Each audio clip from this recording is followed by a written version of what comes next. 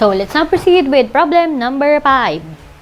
Triton Company received an invoice for 8,420 dated March 9 with terms 5, 10, 220, and 60 EOM. So, obviously, may EOM ulit kaya siya under ng end of the month dating. Next, letter A, if the invoice is paid on April 7, how much is to be paid? Letter B, if the invoice is paid on April 16, how much is to be paid? Letter C, if the invoice is paid on May 4, how much is to be paid? So, this is just the same with the scenario in problem number 5. So, we will still use the same process as we did with problem number 4. So, identify muna natin yung given. We will start with the given as always. So, the first value is 8,420. Obviously, may invoice ulit. That makes 8,420 the net price. Kasi invoice 4. Next, dated March 9. So, malamang si March 9 ay si invoice date. And then, with the terms 5, 10, 220, and 60. So, obviously, this is the terms. Next, find. Ang question for the 3 scenarios ay, how much is to be paid? So, obviously, the answer is the amount payable. So, let's solve for letter A. So, for letter A, still the amount payable, and then the net price is 8,420 multiplied by 1 minus. What discount rate are we going to use? Is it 5, 2, or 0? So, for us to know what discount rate are we going to use, let's go back to the invoice date and kailan ba siya magbabayad? For scenario A, magbabayad siya sa April 7. So, if our invoice date is March 9 and this is under EOM, si March 9 ko mag-shift ng last day ng March. Ano kaya ang last day ng March? Siyempre, 31. So, starting March 31, magbibilang tayo ilang days ang lilipas from March 31 to April 7. Bakit nga ulit March 31? Kasi under tayo ng EOM. So, from March 31, we'll have April 1, 2, 3, 4, 5, 6, 7. So, from March 31 to April 7, we will have 7 days. So, saan kaya papasok yung 7 days? Sa first, sa second, sa third.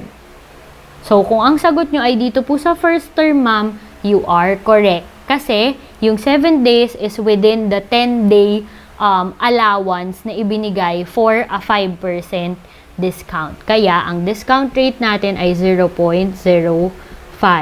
So, kung nanghuhula kayo bago ako magsagot dito and your answer is 0.05, then you are correct. Magaling manghula. So, we now solve for the amount payable using your calculator. Utang na loob, sabayan nyo ako mag-solve. So, 8,420 multiplied by 1, the quantity of 1 minus 0.05. So, the answer is 7,999. So, that's it for letter A. We now proceed with letter B. So, for letter B, we still compute for the amount payable. And then, we will have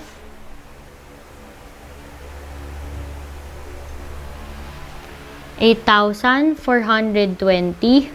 multiplied by 1 minus. So, let's now identify kung ano bang gagamitin nating discount rate. Kung ang invoice date ay March 9, EOM, shift natin siya ng March 31. Kailan magbabayad? For scenario na nasa letter B, magbabayad daw siya sa April 16. So, ngayon, mula sa March 31, ilang days ang lilipas sa April 16? O, bilang.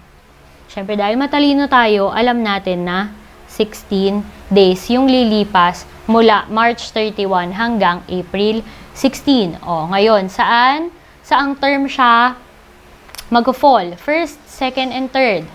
Galing, talino. Dun nga sa pangalawa. So, since yung 16 days natin is within this term na 20-day period, we will come up with a 0.02 na discount rate.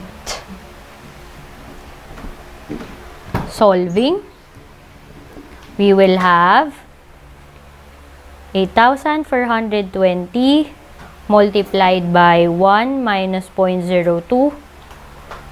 Final answer is 8,251.6. So, we can now proceed with letter C.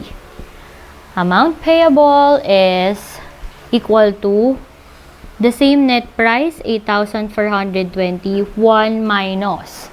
Ano kaya yung discount rate for letter C? If magbabayad siya sa May 4. So, ulit, ang ating invoice date is March 9 dahil EOM shift tayo ng March 31. So, dahil medyo malayo-layo itong May, gawin natin ang aking mahiwagang technique.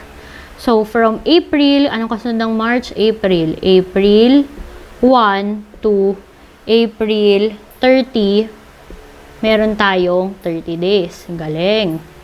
Tapos, from paggaras ng April, of course, we have May. May hanggang May 1 hanggang kailan magbabayad? May 4. We have 4 days. Ang talino. So, adding this 2, we will have 34 days. Ngayon, tingin dito sa terms. Sinusulat ko lang ha, kasi hindi ko makita yung given. Pero sa solution nyo, no need to write this one. Just to show you yung mga terms. So, yung 34 days, saan siya mag-fall? Sa first, sa second, sa third. Tama, ang galing, sa third. So, dito tayo sa third na term, and then, N signifies na wala tayong discount rate na makukuha if lalagpas na siya ng 20-day period. Kaya, ang discount rate natin ay 0, then no need to compute, no need to use your calculator, kasi tayo matatalino, tiwala lang. The amount payable for letter C is 8,420.